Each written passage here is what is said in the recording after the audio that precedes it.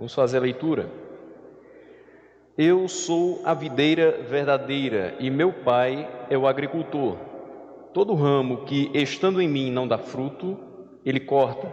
E todo que dá fruto, ele poda, para que dê mais fruto ainda. Vocês já estão limpos pela palavra que lhes tenho falado. Permaneçam em mim e eu permanecerei em vós. Nenhum ramo pode dar fruto por si mesmo, se não permanecer na videira. Vocês também não podem dar fruto, se não permanecerem em mim.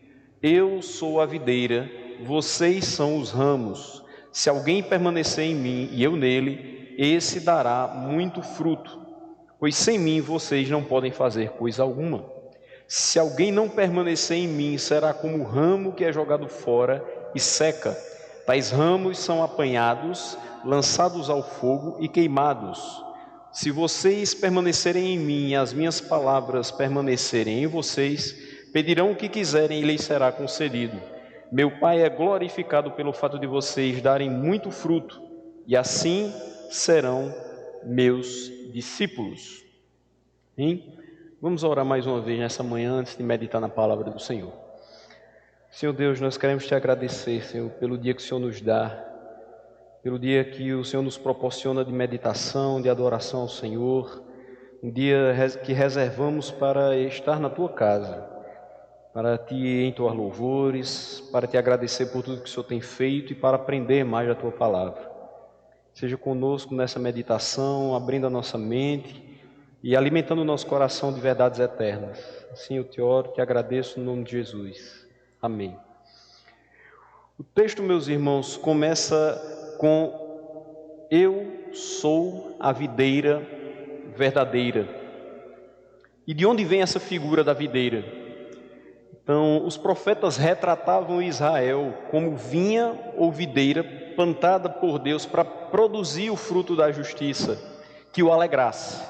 Onde é que a gente pode encontrar essa ideia sendo retratada de Israel como vinha ou videira? Isaías 5, 1 a 7.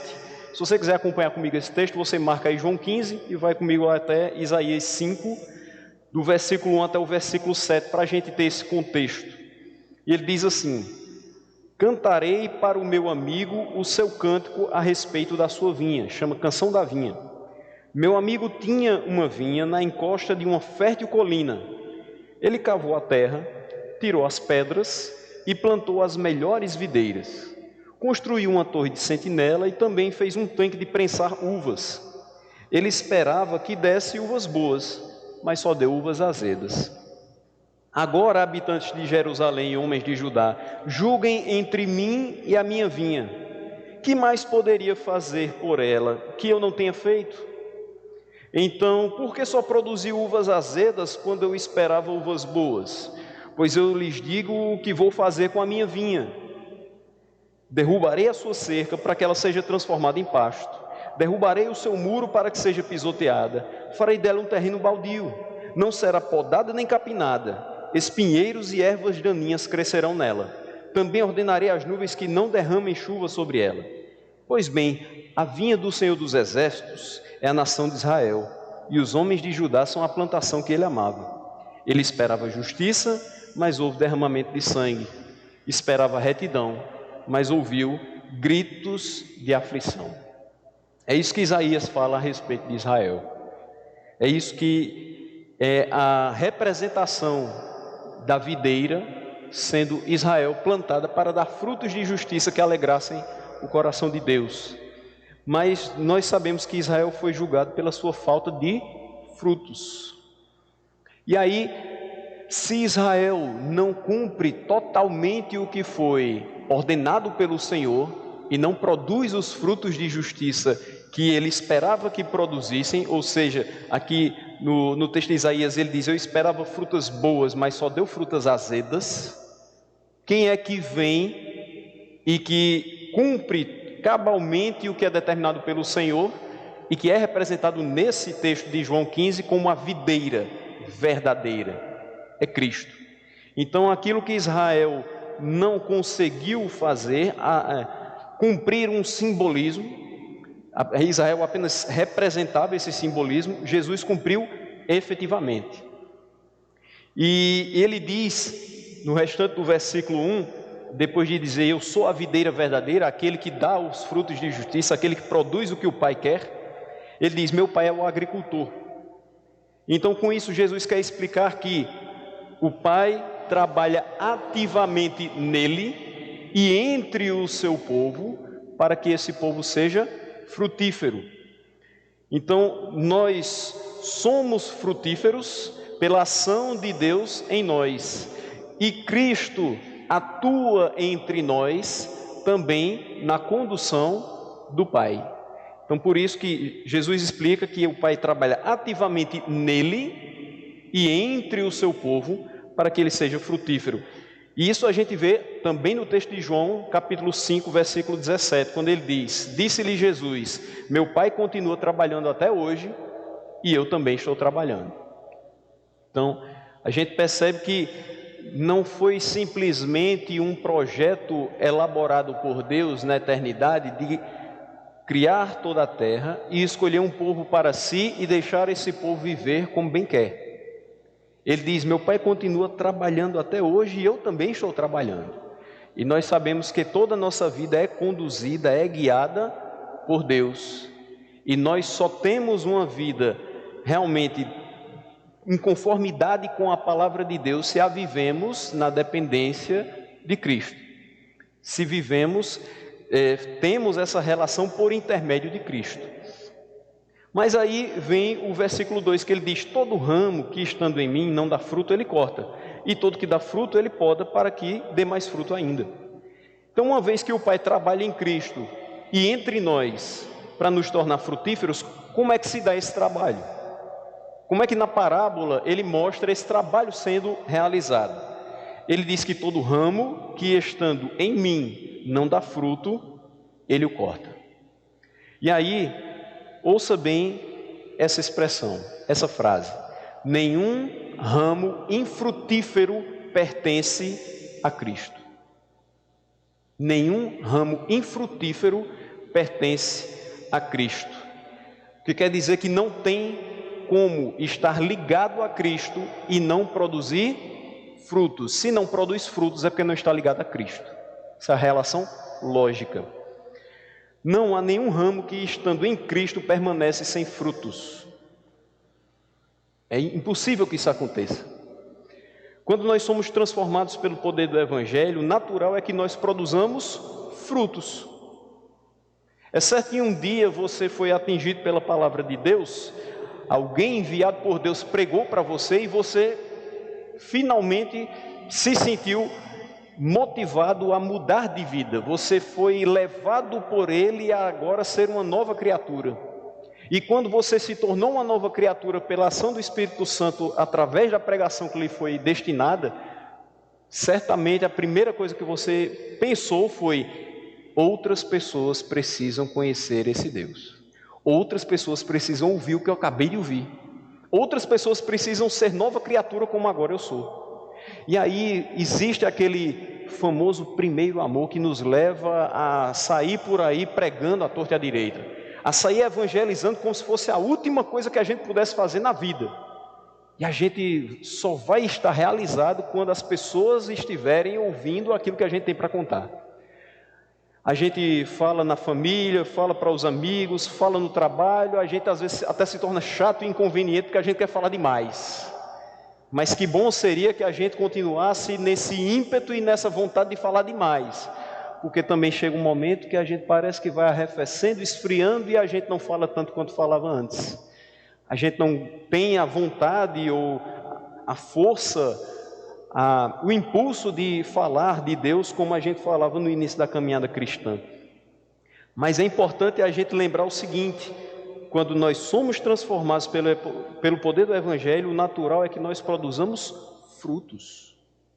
E isso não é só no começo, isso é em toda a nossa vida. Não é só no começo da caminhada cristã que a gente tem que produzir frutos e depois viver deles. Ah, Senhor, eu produzi tanto quando eu comecei a minha caminhada cristã, agora eu estou cansado, o Senhor entende que agora eu preciso descansar um pouco. Não, é produzir sempre, cada dia mais. É por isso que ele diz que o trabalho do agricultor é Todo ramo que estando nele não dá fruto, ele corta. Mas todo ramo que estando nele produz frutos, ele poda para que produza ainda mais. Então, nós fomos mudados, nós tivemos as nossas características do velho homem abandonadas, para dar lugar a um caráter moldado por Deus. E esse novo caráter moldado por Deus, como é que vai ser revelado e evidenciado? Pelos frutos. A gente já leu sobre isso. Pelos frutos nós vamos conhecer quem é de Deus e quem não é. Então, se você foi mudado por Deus, se você foi moldado por Deus, se você foi transformado por Deus, isso naturalmente vai sair na sua vida. Seu linguajar vai ser diferente, seu andar vai ser diferente, suas prioridades serão diferentes, porque agora você não tem mais a mente do mundo, mas você vive com a mente de Cristo. E é isso que você vai precisar transparecer. Mas se não há produção de frutos, a gente já sabe pelo versículo número 1, não se está na videira. E se você não produz frutos e não está ligado à videira, logo, pela sua inutilidade, o ramo é cortado. E entenda uma coisa, cortado é de uma vez só. Quando você corta algo de alguma árvore, você só faz isso uma vez. Cortou, já não faz mais parte daquela árvore. Mas ele diz, todo o que dá fruto ele poda, para que dê mais fruto ainda. É interessante que até pelo gestual você vai entender a diferença entre o ato de cortar e o ato de podar. Cortar, rápido, definitivo. Podar, contínuo. Então você vai ter repetidas vezes o ato de poda. Sempre que a árvore está muito cheia, tem alguns ramos ali que não estão servindo para nada. Tem folhas ali que só estão juntando. A gente vai lá e poda, para que ela comece a crescer, mas agora dando frutos. E essa poda vem de 2 meses, de 6 em 6 meses, mas ela tem que haver. Para quê? Para que a planta continue produzindo seus frutos. Então aquele que está em Cristo necessariamente produz muito fruto, mas para que assim permaneça ele precisa ser podado.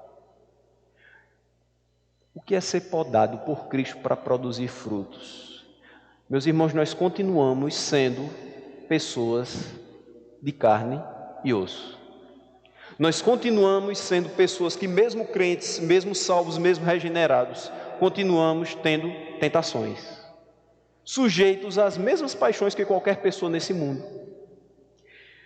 Por isso é necessário que de vez em quando o agricultor venha e nos pode, na nossa vontade, na nossa vaidade, no nosso orgulho, naquilo que a gente olha, se encanta, mas que não enche os olhos dele, naquilo que a gente se impressiona, mas que ele diz que nós rejeitemos. Nós precisamos ser podados para não descarrilharmos do caminho que ele propôs e seguirmos para o mundo. É fato que nessa época que a gente tem vivido, muitos têm experimentado esse esfriamento e esse desencarrilhar dos seus trilhos. A gente passa por um momento de doença e fica 10, 15 dias fora da igreja. E a gente já sente a falta. A gente já sente como é fácil ficar deitado em cima de uma cama. Como é tranquilo e cômodo ficar sentado no sofá da sala, ligar a nossa televisão de LED, a nossa Smart TV e assistir o culto que você quiser, quantas vezes quiser durante a semana. Como é fácil a gente se acostumar com a tecnologia que nos envolve. Como é fácil a gente gostar de novidades. Mas como é difícil permanecer. Como é difícil continuar motivado a fazer mais, a produzir mais, a ir mais além. Mas é necessário que a gente seja podado, até mesmo nessa comodidade. Tudo isso aqui é maravilhoso para a gente, é necessário e a gente não vai fugir mais disso. Muitas pessoas têm sido atingidas pelas nossas transmissões e pelas transmissões de muitas igrejas por aí. É certo que a palavra de Deus vai sendo pregada e vai sendo levada através também da fibra ótica da internet. Mas é necessário que a gente não se acomode com isso. É necessário que a gente seja podado nesse comodismo e volte à realidade de dizer: Senhor, assim que eu puder, eu estou de novo na tua casa. O sentimento do nosso coração não pode ser: está tão bom ficar aqui. O nosso sentimento deve ser: o mais rápido possível eu quero estar de pé de novo e eu vou subir à casa de Deus. Eu sei que eu tenho tudo na mão, mas eu quero estar com Ele. Eu sei que eu tenho todas as facilidades, mas eu sei que isso não é vida cristã. Infelizmente a gente tem muitas vezes se entregado a essa letargia espiritual, de entrar na casa de Deus mudo, sair calado, não participar ativamente, ou louvando, ou orando, ou se entregando em adoração, e isso parece que casa muito bem com o assistir ao culto em casa. Porque dificilmente você na sala do seu apartamento ou da sua casa vai estar cantando junto com os irmãos que estão cantando na transmissão.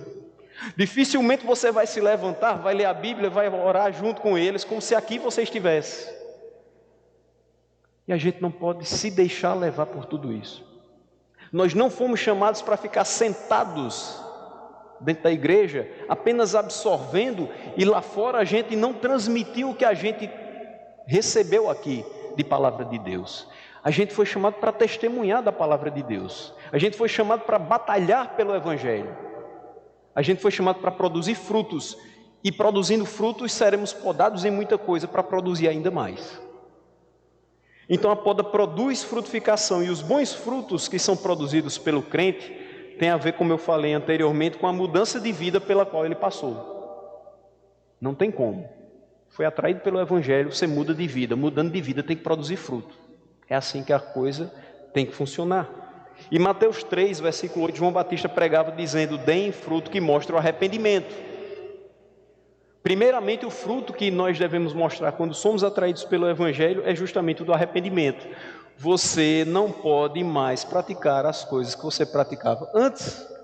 Se você pratica as coisas que praticava antes, que nova criatura você é? Que diferença você faz? E que diferença fez o Evangelho em você? Se eu continuo sendo a mesma pessoa que antes da minha conversão, e coloco entre aspas que eu estou falando de uma falsa conversão, e eu não tenho problema nenhum em fazer as mesmas coisas, eu estou querendo dizer pelo menos que o Evangelho é fraco. Eu estou querendo dizer que o poder de Deus para me transformar é nulo. Eu sou o mesmo, eu não mudei, está tudo normal. Não é assim. O trabalho do agricultor não deixa a videira do mesmo jeito, muito menos os ramos. A videira vai ter alguns ramos que vão ser cortados. Por quê? Porque são inúteis. Mas vai ter outros que serão podados, porque estão produzindo fruto e tem que produzir ainda muito mais.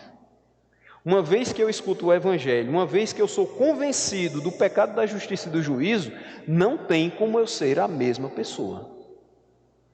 Em resumo, é isso que ele está querendo dizer. Eu preciso mostrar o arrependimento, eu não quero ser mais como antes.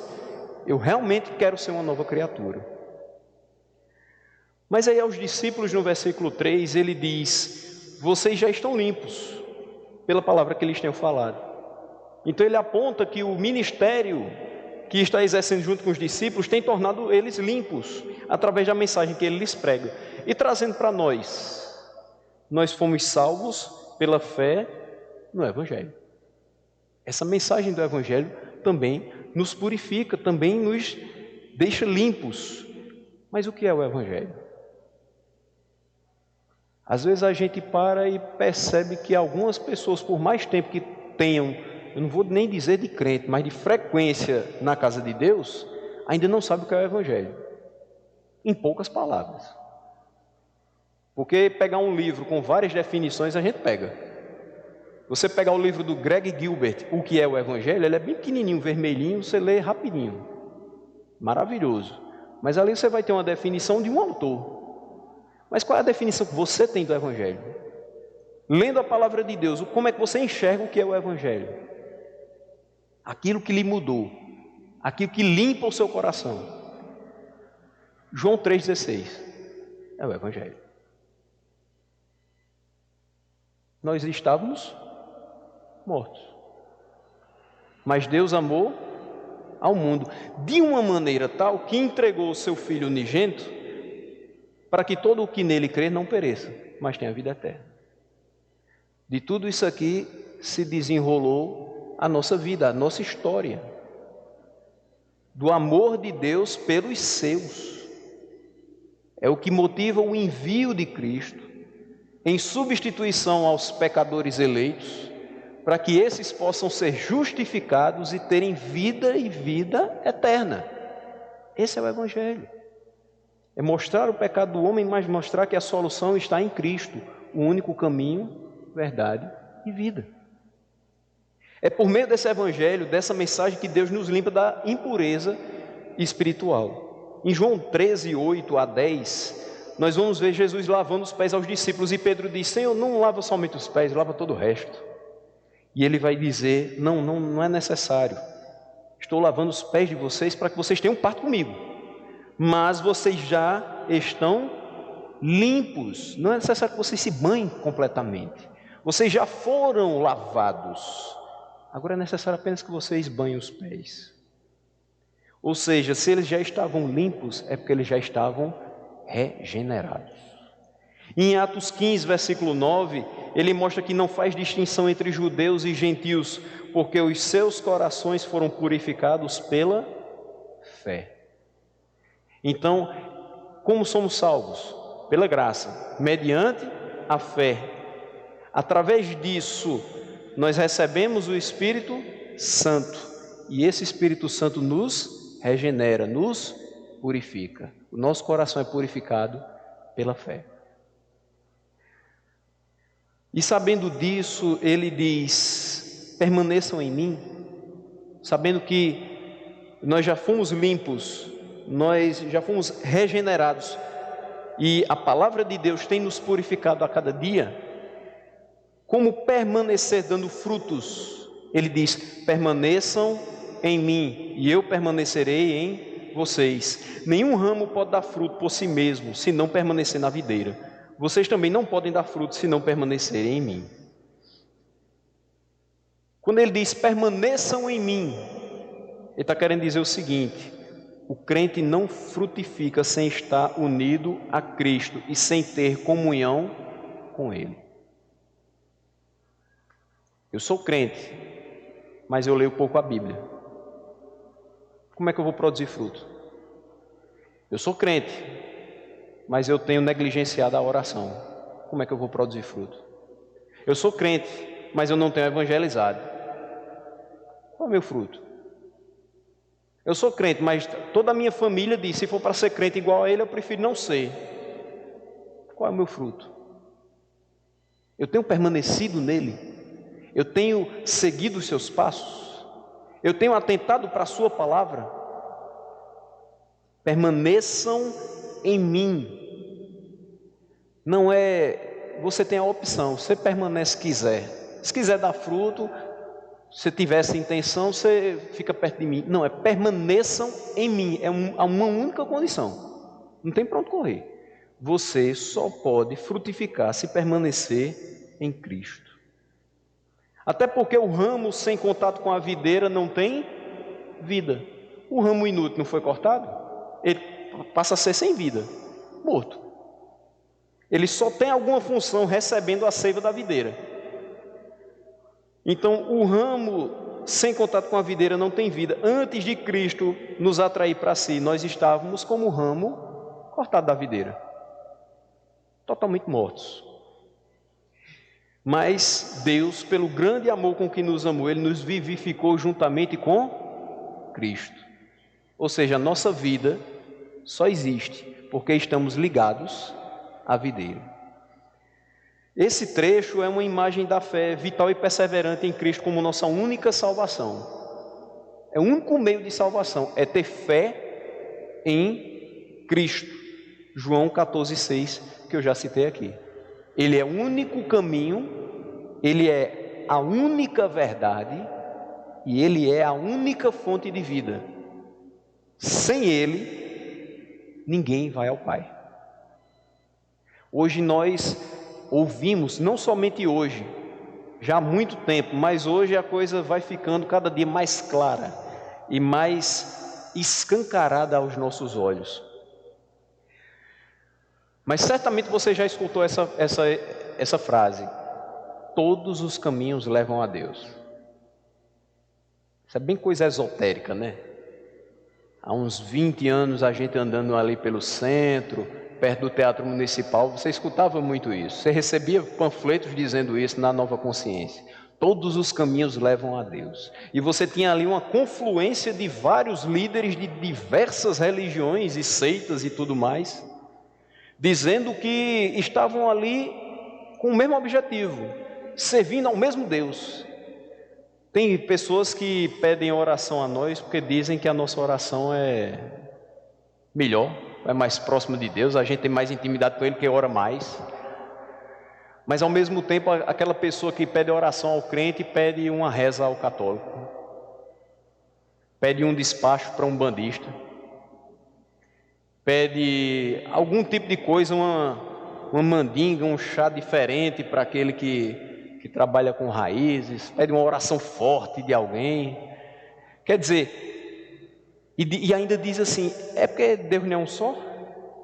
Então tudo serve, né? Quanto mais santo, melhor. Quanto mais espiritualidade, melhor. E essa fé totalmente misturada vai nos afastando daquele que é realmente o foco da nossa vida. Aquela pessoa não entendeu exatamente a quem ela deve servir, a quem ela deve recorrer. Ela não está ligada à videira, ela não sabe que existe apenas um caminho. O caminho é Cristo. Não tem outro caminho para a vida eterna. Não dá para servir a Cristo e a Buda ao mesmo tempo. Não dá para servir a Cristo e a tradição ao mesmo tempo. Não dá para servir a Cristo e Allan Kardec ao mesmo tempo. Apesar de que tem alguns católicos que estão muito colados com o espiritismo. Mas é totalmente incompatível. Não dá. Ele é a verdade. Hoje a gente escuta pessoas dizendo: ah, essa é a sua verdade. A minha verdade é diferente. Existem várias verdades, depende do ponto de vista. Depende da forma como você interpreta. Não. É interessante que a Bíblia tem várias aplicações. Você escuta o mesmo texto 200 vezes, tem 200 lições tiradas para a sua vida. Cada uma mais preciosa que a outra. Só que tem uma coisa, a Bíblia só tem uma interpretação. Uma. Porque se eu interpretar fora do que está aqui escrito, eu já incorri em heresia. É simples assim. Se eu falo alguma coisa diferente do que foi escrito, interpretado durante todo esse tempo, eu já estou errado. Daí a necessidade de, quando a gente produz um sermão, da gente ir atrás do que todos falaram. A gente vai para comentários, a gente vai para o que os pais da igreja falaram, a gente procura saber se o que a gente vai transmitir não é uma novidade. Até porque não tem mais novidade, o cano foi fechado e faz tempo. A gente aqui precisa andar em novidade de vida, não em invencionices da vida. Então, Jesus Cristo é a única verdade, a verdade absoluta. Existe sim absoluto em 2021. Por mais que por aí se diga que tudo é relativo, depende de como você vê, depende de como você enxerga, ele continua sendo o absoluto. E ele é a única fonte de vida. Quem não está ligado a Cristo continua morto do mesmo jeito que a gente lê em Efésios 2. Mesmo jeito. Pode ser bom quanto for, se não estiver ligado a Cristo, está morto. Aquela pessoa que a gente diz, só falta ser crente, falta muita coisa ainda. Não falta? Só falta estar ligado a Cristo. Então falta tudo. Falta vida nessa pessoa. Viver sem Cristo não é viver. É por isso que, depois de andar com Cristo tanto tempo, Paulo diz que para ele o viver é Cristo e o morrer é lucro. Porque viver sem Cristo, qual a importância disso? Eu posso ter tudo na vida, mas se eu não tiver a Cristo, eu não tenho nada. E eu posso perder tudo na minha vida, mas se eu não perder a fé em Cristo, eu não perdi absolutamente nada. O versículo 5 é ainda mais enfático na colocação de que estar em Cristo é a condição única para que o crente produza frutos. Ele diz: eu sou a videira, vocês são os ramos. Se alguém permanecer em mim e eu nele, esse dará muito fruto. Então o ato de frutificar não vem do esforço humano, não é promovido pelas nossas qualidades, pelo nosso intelecto, mas é pelo simples fato de permanecer nele. Como produzir frutos? Permanecendo nele. Como continuar produzindo frutos? Permanecendo nele. E por quê? A resposta é muito simples. Não podia ser mais objetiva e mais clara. Porque sem mim vocês não podem fazer coisa alguma. É por isso. Por isso que a gente tem que permanecer nele para produzir fruto. Porque sem ele a gente não produz nada. Nós dependemos dele para tudo nas nossas vidas, e o que nós produzimos de bom é pelo poder dele operando em nós. Versículo 6, ele vai dizer: se alguém não permanecer em mim, será como o ramo que é jogado fora e seca. Tais ramos são apanhados, lançados ao fogo e queimados. É duro o que vem por aí, mas é verdadeiro. Meus irmãos, aqui nós vamos a uma análise breve e lógica da parte A do versículo, quando ele diz: se alguém não permanecer em mim, será como um ramo que é jogado fora e seca. Em 2 Coríntios 5,17 nós temos: portanto, se alguém está em Cristo, é nova criação. As coisas antigas já passaram, eis que surgiram coisas novas. Logo, se alguém não está em Cristo, não é nova criação. O velho homem permanece com suas práticas e, obviamente, não frutifica. É a conclusão lógica que a gente chega. E aí na parte B nós temos que tais ramos são apanhados, lançados ao fogo e queimados. Como é que nós podemos relacionar esse trecho com os anteriores? Questão de ser apanhado, lançado ao fogo e queimado. Aqueles que produzem fruto só o fazem porque eles estão em Cristo e porque foram limpos pela palavra. Ou seja, são aqueles que foram atraídos pela mensagem do Evangelho, foram salvos pela graça, mediante a fé em Cristo, e regenerados vivem para a sua glória, manifestando o fruto do Espírito, que está lá em Gálatas 5, 22, 23. E eles esperam ansiosamente pela vida eterna que foi prometida a eles. Mas aqueles que não produzem fruto são os que não estão em Cristo e, consequentemente, não receberam da sua graça salvífica, não foram perdoados dos seus pecados e, sem regeneração, continuam a praticar a iniquidade. Esses vão ser condenados. Vão receber não a vida eterna, mas a morte eterna. Vão ser lançados ao fogo e queimados. E aí a pergunta não é: você quer ser o ramo que foi cortado ou quer ser o ramo que está na videira? A pergunta é: você sente dentro de si a certeza de que é um ramo que está ligado à videira? Porque se de fato o sacrifício de Cristo foi por você, e pela fé no sacrifício de Cristo você vive como um regenerado, você tem a certeza inequívoca de que a sua vida é um ramo ligado à videira. E ninguém vai tirar essa certeza de você. E ninguém vai poder cortar o ramo que está na videira. Apenas o Pai, que é o agricultor, vai podar esse ramo para que ele possa produzir mais fruto. Agora, se a gente não vive como um regenerado, se a gente não vive em novidade de vida, se a gente não tem frutos de arrependimento, não precisa nem perguntar. Já foi cortado. Vai ser só apanhado, lançado ao fogo e queimado. Essa é a realidade de quem não está ligado à videira. Mas descansemos na certeza de que aqui somos pessoas, ramos ligados à videira verdadeira. Se você de fato é um ramo ligado à videira verdadeira, você não tem motivos para se preocupar com essa realidade, mas tem motivos para se preocupar com esta realidade, a interna. E a cada dia estar se santificando para que venha a poda e você produza mais fruto. Versículo 7, ele diz: se vocês permanecerem em mim, as minhas palavras permanecerem em vocês, pedirão o que quiserem e lhes será concedido. Atente para algo muito necessário aqui nesse versículo. Se nós isolarmos esse versículo, interpretarmos pela ótica daqueles que olham para a Bíblia e veem cifrões ao invés de letras, certamente nós vamos incorrer numa tremenda heresia.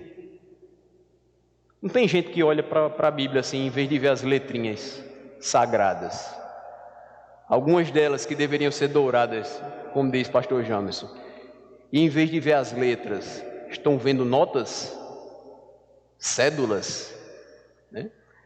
Se a gente for interpretar na ótica deles, isso aqui é um perigo tremendo. Porque, olha só, principalmente a parte B, vocês pedirão o que quiserem e lhes será concedido. Isso é um prato cheio para a prosperidade. Prosperidade existe na Bíblia.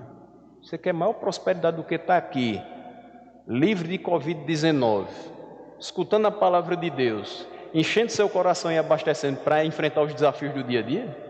Para mim isso é prosperidade. Você sabe que sua casa está em paz, você sabe que sua família está bem, e você tem muitos e muitos motivos para agradecer a Deus durante toda essa semana que Ele lhe guardou e lhe protegeu. Mas a gente sabe que tem uns que levam para outro lado. Então é claro que nem tudo que você pedir na vida vai ser concedido por Deus. Isso é óbvio. Tem coisas que a gente pede que seriam para o nosso total, para a nossa total destruição. Tem coisas que a gente pede que seria para a nossa total desgraça. E para isso, Deus não concede. Mas vamos entender o que é que esse versículo de fato nos transmite. Ele diz: se permanecermos em Cristo e as suas palavras em nós, pediremos o que quisermos e nos será concedido. Então aquele que permanece em Cristo tem o coração transformado, tem as suas vontades transformadas, tem as suas prioridades mudadas quando comparado aos ímpios. Quem está ligado a Cristo e tem a sua palavra habitando ricamente no seu coração, aprende a orar de uma forma bíblica e pede para que a vontade dele se cumpra na sua vida. A oração do crente é totalmente diferente da oração de um ímpio. Por mais que seja o desejo do nosso coração, por mais que a gente tenha uma vontade enorme que Deus faça, a gente ainda diz: Senhor, se for da tua vontade. Talvez uma das coisas mais difíceis é a gente orar por alguém que está enfermo e há muito tempo. E se for da família, pior ainda. Porque a gente fica naquela assim: Senhor, cura agora. Senhor, não deixa a gente sofrer mais, não deixa ele sofrer mais não. Senhor, cura agora. Mas não é essa a oração que a gente deve fazer. Senhor, dá o melhor a ela. Eu sei que tu tens o melhor para ela. Se for da tua vontade, cura. Se não for, seja feita a tua vontade. Foi assim que Cristo orou? Não foi assim que Ele nos ensinou? Então é assim que nós devemos orar. Então, quando nós estamos ligados a Cristo, nós oramos dessa maneira: Senhor, se for da tua vontade, me concede isso. Se está no teu tempo, me dá isso. Se realmente é necessário a minha vida, se isso vai te glorificar, me concede isso. Então a gente pede que a vontade de Deus se cumpra na nossa vida, e se nós pedimos que a sua vontade seja feita em nós, certamente nós vamos ser atendidos. Se a nossa oração é: Senhor, seja feita a tua vontade na minha vida, certamente essa oração vai ser atendida. E aí nós vamos ter o melhor do que pode ser destinado a um ser humano. Se a vontade de Deus é feita na nossa vida, você tem o que de melhor pode vir às mãos de um ser humano. Mas para finalizar, vem o versículo 8 que diz: meu Pai é glorificado pelo fato de vocês darem muito fruto, e assim serão meus discípulos. Deus é glorificado pelo fato de darmos muito fruto. Quando nós estamos realmente vivendo como quem está ligado à videira, como quem foi transformado pela palavra de Deus, isso glorifica a Ele. E só relembrando, que frutos são esses que nós devemos apresentar nas nossas vidas, de modo que o Pai seja glorificado? Amor, alegria, paz, paciência, amabilidade, bondade, fidelidade, mansidão e domínio próprio. É isso que a gente tem que fazer. É isso que a gente deve mostrar. É um fruto que nós devemos produzir. Assim seremos seus discípulos. Então, a evidência desses frutos mostra, distingue aqueles que realmente estão em Cristo. Portanto, meus irmãos, sabedores disso, vivamos a produzir esses frutos, esse fruto do Espírito, mas de forma abundante, de maneira que nós sejamos podados e produzamos ainda mais, e a fim de que o Pai seja glorificado nas nossas vidas. O Pai é glorificado pelo fato de darmos muito fruto. Então, que possamos produzir esses frutos e Ele seja por nós glorificado. Amém?